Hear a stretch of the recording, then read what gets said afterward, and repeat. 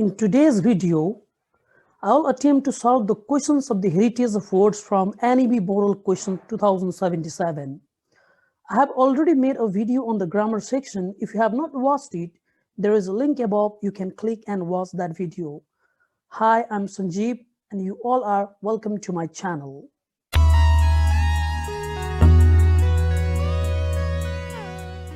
These are the questions in model questions. There are altogether 4 questions, out of which you have to attempt 3. And as you notice in the instruction, each question carries 3 marks. So I'm going to describe the question along with the answers one by one. So let's see the first question. How is death perceived in the poem Full Fathom 5, Thy Father Lies? Explain. Now, when you write answer to these questions in intro sections, what are you going to include? Okay, so first you begin with the introductions. It's all about how society perceives death. Society perceives death in negative parameter. Nobody wants to talk about death. It's like when life ends, along with death, there is the end of everything. But Shakespeare's attitude is different. He regards death as a meaningful process, which changes our physical existence into something more meaningful. That is what you are going to write in the introductions, something like William Shakespeare in Full Fathom 5, Thy Father Lies, projects death in positive parameter. Going against the society's negative portrayal of death, Shakespeare, through Ariel's consolation to Ferdinand in the poem, presents death as a meaningful process which transforms our physical existence into something more meaningful. Now, it is the time you elaborate this idea, you explain this idea in the second paragraph. For that, you have to give textual evidences. In introduction section, you said death is a meaningful process. In explanations, exactly that is what you have to explain, bringing the textual evidences. For example, in the poem, it is said Ferdinand's father's eyes have turned into pearls, his bones have turned into coral. So this is exactly what we have, and we explain it and we prove the point. Something like Ariel and airy spirit suggest the Prince of Naples, Ferdinand, not to cry over the death of his father because death had changed his father's body parts into something more meaningful. Eyes have been transformed into pearls and bones into coral. In fact, no body part of Ferdinand's father has decayed. It is through the reference of the transformation of the body of Ferdinand's father after death, Shakespeare projects death as a significant process which converts our physical existence into something rich and beautiful.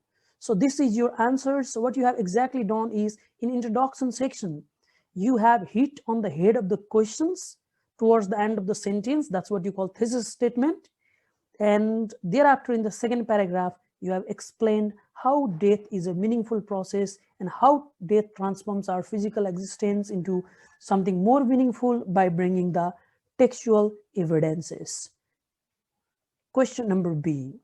How does Martin Luther King portray the appalling condition of Negro community? The appalling is like terrible condition. You can begin the introduction sections with the introductions by I Have a Dream. I Have a Dream, it's a political speech delivered by Martin Luther King in the year 1964 when civil rights movement was going on in America. And especially in this very political speech, he addresses the black people as well as whites and advocates for the rights of the blacks, especially the rights of life, liberty, and the pursuit of happiness, expecting that racism in America will come to the end. So let's see the introduction. I Have a Dream is a public political speech delivered by American civil rights activist Martin Luther King on August 28, 1963 at Lincoln Memorial in Washington, D.C. in front of the mass of 2 lakhs people, in which he advocates the rights of life, liberty, and pursuit of happiness of the blacks and appeals for an end to racism in America. Throughout the speech, King presents the appalling condition of the blacks to justify the necessity of black civil rights movement. Once again, in the introduction section, check the last line. King presents the appalling, the terrible condition of the blacks, and by doing so, he justifies the necessity of black civil rights movement. After all, why black civil rights movement is required in America?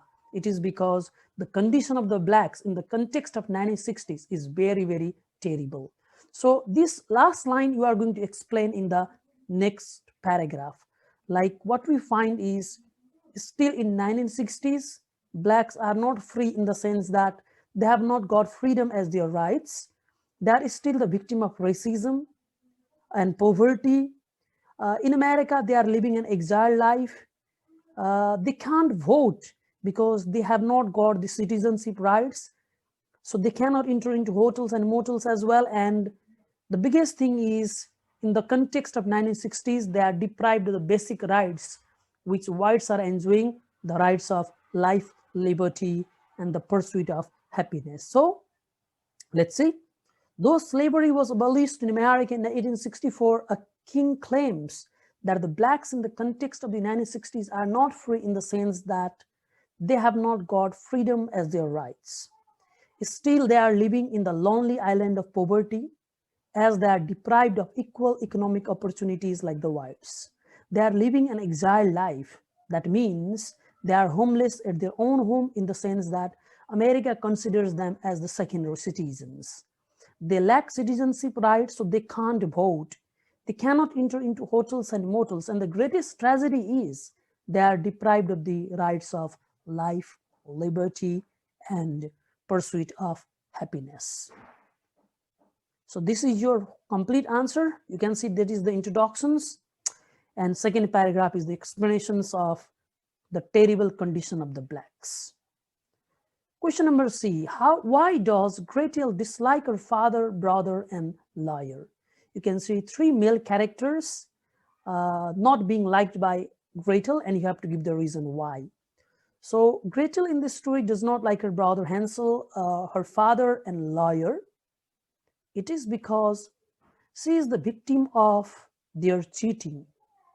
And moreover, these characters, lawyer, father, and Hansel, they are not as good as we find them in the story of Grimm brothers. In fact, she presents them as the bad characters, therefore she does not like them. This is what you are going to write in the introduction section. Gretel by Garrison Keillor redraws the boundary of Grimm brothers, Hansel and Gretel, from the perspective of feminism. Gretel in the text does not like her brother, father, and lawyer, as she has become the victim of their cheating. Similarly, she does not like them as they are not good characters as portrayed by Grimm brothers, but the bad ones in reality. So how they are the bad ones, why they are not the good characters, and how she has become the victim of their cheating. You have to write that in the second paragraph. You can see in this story, Gretel, written by Garrison Keillor, a contract was made.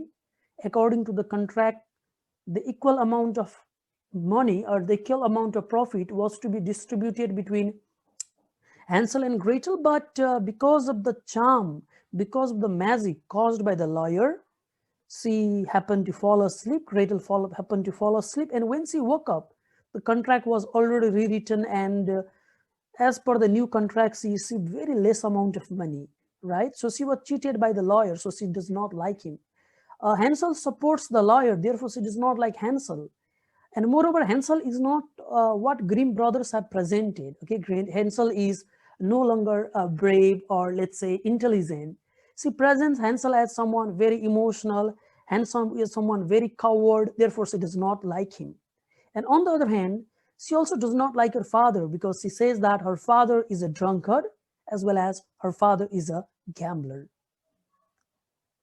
According to Gretel, she was cheated by the collaborative effort of Hansel and the lawyer. Initially, a contract was made with the agreement to share 50-50 of the profit of the copyright of the story, but later on, she happened to fall asleep under the effect of the magic caused by the lawyer.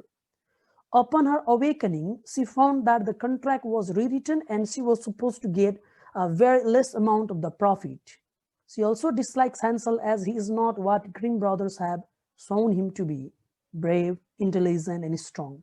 Rather, she says Hansel is coward, emotional, and weak. In Gretel's narration, the father is a drunkard and a gambler, so she dislikes her father. This is your complete answer, and that is the first introductions, and then you have the explanations. Now, finally, D number. According to Nissani, what can be some possible ways to save the forest of third world countries from the text?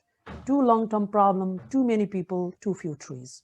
So in this very essay, Nissani talks about two interrelated problems.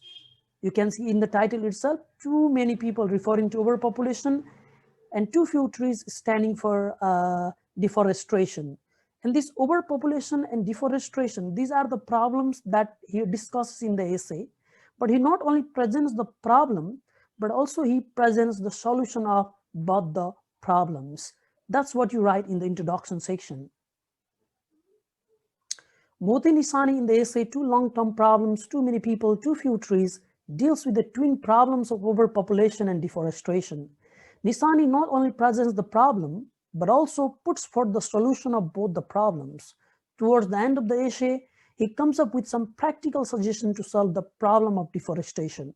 So once again, you can notice towards the end of this first paragraph, the very last sentence is in fact the answer of what the question is demanding. And in the next paragraph, we are going to see some practical suggestions to solve the problem of deforestation. Like, yes, population control is one of the effective method to solve the problem of deforestation. For that, family planning, education of the people of third world, these two factors play very important role. Not only that, one should be very efficient in the use of wood products. Similarly, reforestation, afforestation can also be very effective methods to solve the problem of deforestation. According to Nissani, the major solution to deforestation is population control. For that, investment in family planning and education of the third world people can be effective. Secondly, forest can be saved by efficient use of wooden products and their recycling. Similarly, financial incentives for preserving forests can be another possible solution. Likewise, afforestation and deforestation can be effective ways to save the forest of the third world countries. So this is exactly what your answer is with introductions and with the explanations. This brings us to the end of the video. Hope you liked it. What chapter do you want me to cover in next video? Let me know that through comment section. Wish you all the best for your exam. If you have not subscribed my channel yet, subscribe my channel and hit the bell icon to get notifications. Thanks for watching.